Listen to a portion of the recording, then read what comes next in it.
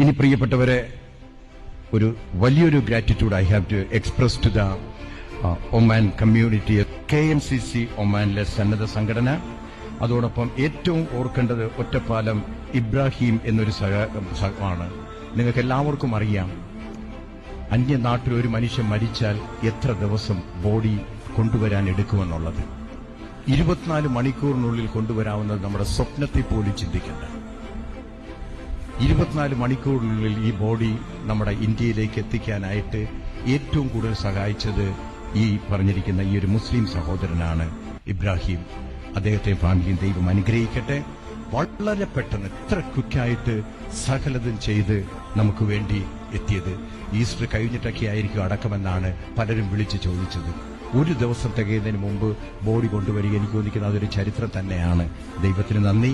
ഈ സഹോദരങ്ങളുടെ സഹായങ്ങൾക്കും ക്വിക്ക് റെസ്പോൺസിനും ഞങ്ങളുടെ കുടുംബത്തിന് നന്ദി പറയുന്നു. We have nothing to say but only one word: God bless you all.